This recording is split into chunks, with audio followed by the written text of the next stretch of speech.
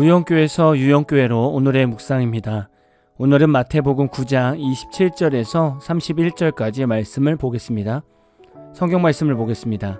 예수께서 거기에서 떠나가실새 두 맹인이 따라오며 소리질러 이르되 다윗의 자손이여 우리를 불쌍히 여기소서. 하더니 예수께서 집에 들어가심에 맹인들이 그에게 나아오거늘 예수께서 이르시되 내가 능히 이 일 할 줄을 믿느냐? 대답하되 주여 그러하오이다. 하니 이에 예수께서 그들의 눈을 만지시며 이르시되 너희 믿음대로 되라. 하시니 그 눈들이 밝아진지라. 예수께서 엄히 경고하시되 삼가 아무에게도 알리지 말라. 하셨으나 그들이 나가서 예수의 소문을 그 온 땅에 퍼뜨리니라. 우리가 이 땅에 살면서 갖추어야 할 두 가지 안목이 있습니다.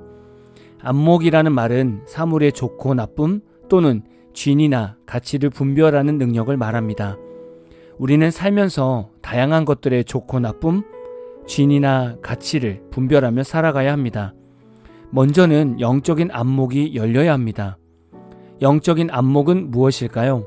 그것은 바로 예수 그리스도께서 우리의 구원자이심을 믿고 바라보는 것입니다. 우리가 신앙생활을 할 수 있다는 것은 영적인 안목이 열려있다는 증거입니다. 반대로 신앙생활을 하지 않는 것은 영적인 안목이 없는 것입니다. 다시 말하면 영적인 맹인인 것입니다. 영적인 안목이 열리면 삶 속에서 하나님의 뜻을 발견할 수 있습니다. 또한 사탄의 영적인 공격도 분별하여 볼 수 있습니다. 그리고 세상의 유혹도 분별할 수 있습니다. 더 중요한 것은 천국의 삶을 바라보며 살아가게 됩니다. 그래서 이 땅에서도 기대가 되지만 죽음 이후의 삶을 더 기대하게 됩니다. 오늘 말씀에서 두 맹인이 나오게 됩니다. 이 두 맹인은 어떤 안목을 가지고 있고 어떤 안목이 없을까요? 오늘 말씀의 두 맹인들은 영적인 안목이 열려있는 사람들입니다. 27절을 보면 다윗의 자손이여 우리를 불쌍히 여기소서 라고 예수님을 불렀습니다. 예수님 당시 이스라엘 백성들이 성경에 약속된 메시아를 부를 때 다윗의 자손이라는 독특한 표현을 했습니다. 맹인들은 육신의 눈은 멀었지만 반대로 예수님을 자신들의 메시아로 인정하는 밝은 영적 눈을 가지고 있었습니다. 여러분은 여러분의 삶에 예수님이 계신 것을 영적인 눈으로 보고 계십니까? 여러분은 예수님이 저와 여러분의 구원자이심을 고백하십니까? 아멘이라고 고백하신다면 그럼 여러분은 영적인 눈이 밝게 열린 성도입니다. 저는 그리스도인으로서 세상에서 살다 보니 꼭 필요한 안목이 있다고 생각합니다. 앞에서 말씀드렸던 것은 첫 번째 영적인 안목이었다면 두 번째는 육체적인 안목입니다. 우리의 육체적인 눈은 너무나 중요합니다. 눈으로 삶을 보면서 믿음이 생기기도 하지만 세상의 유혹도 눈으로 들어옵니다. 또한 눈으로 보는 세상을 어떻게 살아낼 것인가에 대한 과제도 신앙생활에서 중요한 과제 중에 하나인 것입니다. 만약에 우리가 영적인 눈만 강조한다면 모든 크리스찬들은 육체적인 맹인으로 살아가야 합니다. 그러나 그럴 수 없는 것이죠. 영적인 눈이 중요하지만 육체적인 눈, 육체적인 안목도 중요합니다.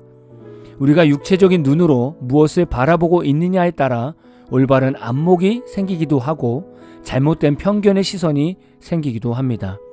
만약에 돈에 눈을 두면 삶이 어떻게 될 것 같습니까? 모든 것이 돈으로 연결되어 보입니다. 그래서 돈을 쫓아 살아가게 되는 것이죠. 만약에 음란한 영상에 눈을 두면 삶이 어떻게 될 것 같습니까? 모든 여자, 남자들을 자신의 정욕의 대상으로만 바라보게 됩니다. 그래서 갖가지 성폭행 사건들이 늘어나게 될 것입니다. 만약에 권력과 명예에 눈을 두면 삶이 어떻게 될 것 같습니까? 명예와 권력을 가졌을 때 그는 눈에 보이는 것이 없습니다. 그래서 교만해지고 거만해집니다. 그래서 주변의 사람들이 떠나가는 것을 보지 못합니다. 결국 권력이 사라질 때 그 사람의 주변에는 아무도 없습니다. 또한 우리는 내가 바라보는 것을 진실이라고 생각하는 경향이 있습니다. 내가 보았을 때 기분이 나쁜 것이면 상대방이 잘못한 것으로 여깁니다. 내가 보았을 때 별로라고 생각하면 그것이 객관적인 평가라고 생각합니다. 제가 목회자이기 때문에 목회자 기준으로 예를 들어보겠습니다. 목회자 스스로 판단하는 것이 옳다고 생각하면 그것을 성도들에게 마치 성경에서도 이렇게 말하는 것처럼 강조하는 경우를 보게 됩니다. 어떤 목회자는 성도들끼리 만나서 교제하고 은혜를 나누는 것을 금지하거나 감시하는 목회자가 있습니다. 성도들끼리 식사라도 했다가 들키면 난리가 납니다. 감히 목회자를 빼고 성도들끼리 식사한다고 뭐라고 하는 것이죠. 이것은 마치 목회자 자신이 하나님인 것처럼 생각하고 또 하나님이 주신 교회의 권위를 잘못 악용하는 모습들입니다. 이런 목회자는 육체적인 눈은 열려 있으나 맹인의 삶으로 사는 것입니다. 이런 목회자들을 보면서 육체적인 안목의 눈이 잘못되었다고 말하는 것입니다. 이렇게 우리 육체의 눈으로 보고 판단하며 살아가는 것은 신앙생활에 너무나 중요한 부분을 차지하고 있습니다. 육체적인 안목은 저와 여러분의 가치관과 생각과 판단에 많은 영향을 받게 됩니다.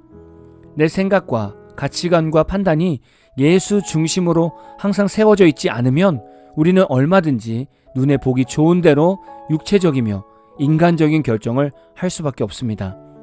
저는 이것을 육체적인 눈은 열려 있으나 육체적인 안목이 맹인이라고 표현하고 싶습니다. 눈 뜨고 살지만 세상을 아무 생각 없이 사는 것이죠. 예수 믿는 크리스찬들은 세상을 정신 차리고 살아가야 합니다. 육체적으로 보는 것도 올바른 것을 보려고 애써야 합니다. 또한 육체적인 안목에서 세상에 정욕이 있다면 버리는 신앙이 있어야 합니다. 이렇게 살지 않으면 우리는 언젠가 영적인 맹인까지 되는 위험한 상태가 됩니다. 여러분은 지금 크리스찬으로서 육체적인 올바른 안목을 가지고 살고 있습니까? 여러분은 지금 모든 상황을 믿음으로 바라보는 육체적인 안목이 있으십니까?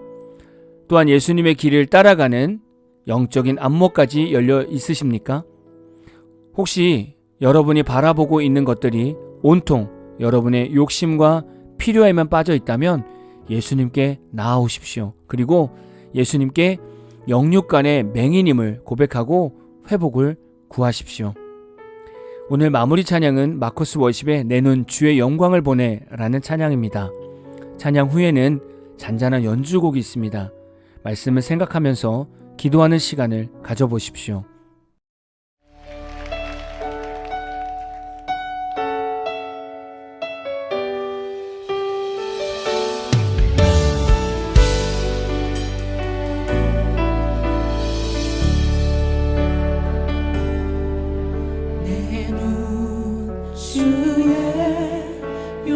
영광을 보내 우리 가운데 계신 주님 그 빛난 영광 온 하늘 덮고 그 찬송 온 땅 가득해 내 눈 주의 영광을 보내 찬송 가운데 서신 주님의 얼굴은 온 세상 향하네 권능의 발을 드셨네 주의 영광 이곳에 가득해 우린 선해 주님과 함께 찬양하며 우리는 전진하리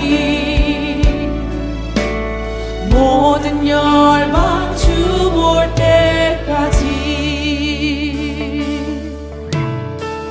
내 눈 주의 영광을 보내 내 눈